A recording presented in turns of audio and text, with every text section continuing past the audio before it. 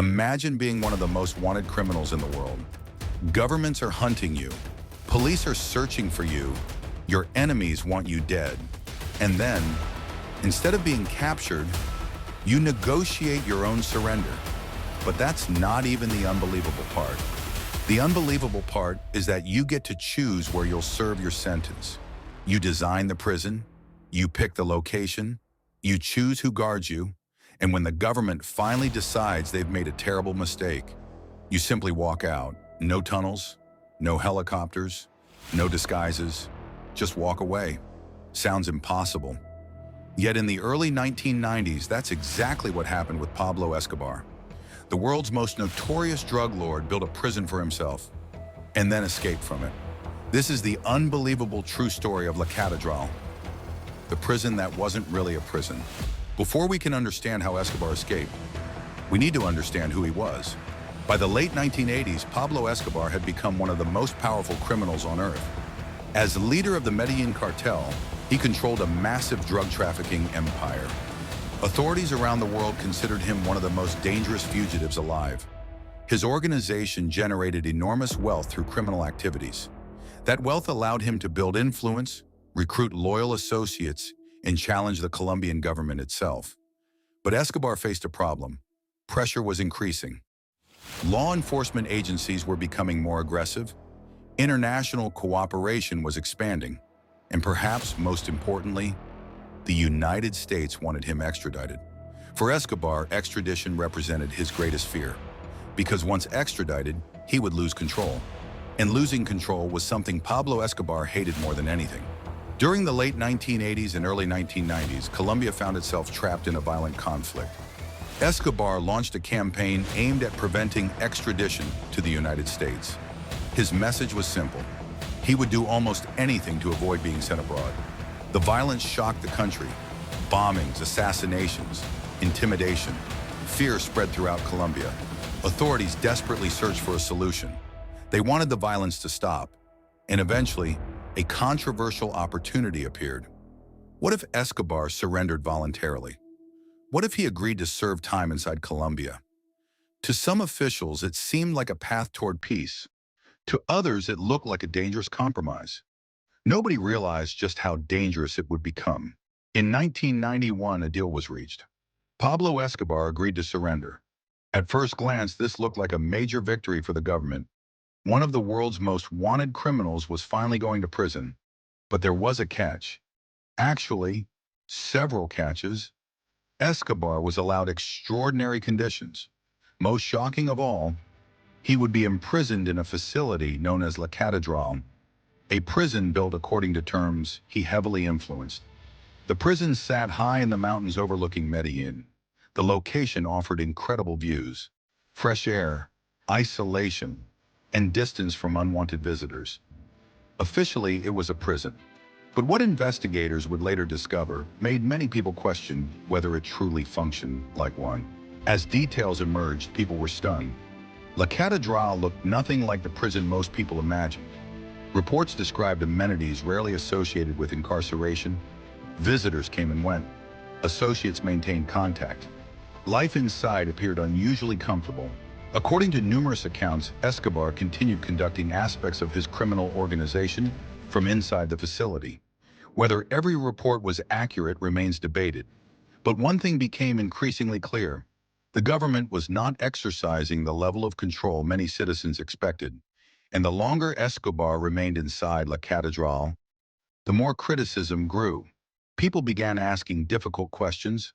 Was this really punishment? Or was it protection? By 1992, the situation had become impossible to ignore. Authorities increasingly worried that Escobar's influence remained intact. Reports suggested serious problems inside La Catedral. Government officials began discussing a new plan. They wanted to transfer Escobar, not to another comfortable facility, but to a conventional prison where he would have far less control. From the government's perspective, the decision made sense. But from Escobar's perspective, it changed everything. Remember what motivated him from the beginning. Control. The prison had been acceptable because he controlled the environment. A transfer meant uncertainty. It meant losing influence. And most importantly, it meant surrendering power, something Escobar had spent years avoiding. When news of the transfer reached him, the countdown to escape began.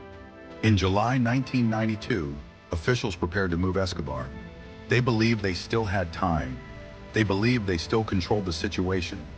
They were wrong, because inside La Catedral, Escobar already knew what was coming. And unlike prisoners planning elaborate tunnel escapes or helicopter rescues, he didn't need a sophisticated plan. He already understood the prison better than anyone. After all, he had helped create it. What happened next would become one of the most embarrassing moments in Colombian law enforcement history.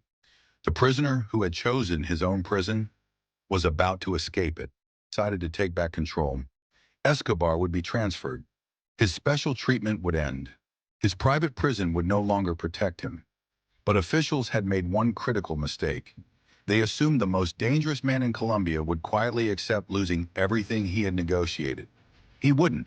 And when authorities arrived to move him, Pablo Escobar disappeared. July 1992, the Colombian government had made its decision. Pablo Escobar would be transferred out of La Catedral. No more special treatment. No more mountain retreat disguised as a prison. No more control. Officials believed they could quietly move him before problems developed. But they underestimated one thing. Escobar already knew. Reports suggest word of the transfer reached him before authorities could act. And once he learned what was coming, the situation became dangerous. For Escobar, this wasn't simply a prison transfer. It was the beginning of the end of the arrangement that had protected him. Tension inside La Catedral rose rapidly. Government officials realized they were no longer dealing with a compliant prisoner. They were dealing with a man who believed everything was about to be taken from him. And desperate people often make unpredictable decisions. What happened next exposed one of the biggest weaknesses in the entire arrangement. La Catedral wasn't designed like a traditional high-security prison. Its security relied heavily on cooperation, and cooperation was now disappearing. Authorities suddenly found themselves in a difficult position. They couldn't simply storm the facility without risking chaos. They couldn't fully trust everyone inside, and they were facing a prisoner who knew the prison's layout better than anyone else. Think about that for a moment. Most prisoners spend their time trying to understand a prison.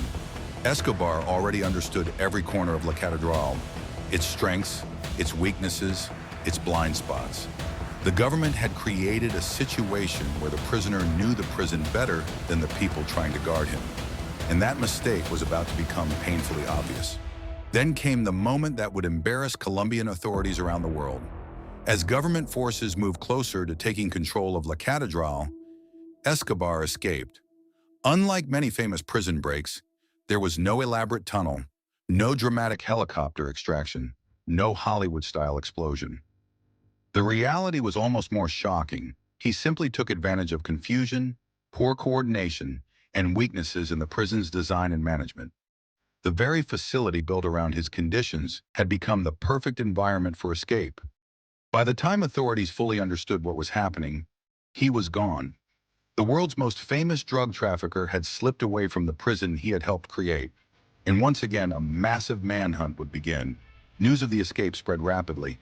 Many Colombians couldn't believe it. The government had negotiated a surrender, allowed special prison conditions, promised increased stability, and now the country's most notorious criminal was free again. Questions flooded in. Who was responsible? Could the escape have been prevented? Why had authorities allowed such unusual arrangements in the first place? Public confidence suffered. International headlines criticized the situation, and pressure mounted on the government to fix what had become a national embarrassment. But while politicians answered questions, investigators faced a more urgent problem: finding Pablo Escobar. The hunt for Escobar intensified immediately. Authorities formed specialized teams. Investigators pursued leads around the clock. Intelligence agencies coordinated operations. Technology was improving. Law enforcement tactics were evolving. And unlike previous years, authorities had become increasingly determined. Escobar still had resources. He still had loyal supporters. He still understood how to evade capture. But the environment around him was changing. His network faced greater pressure.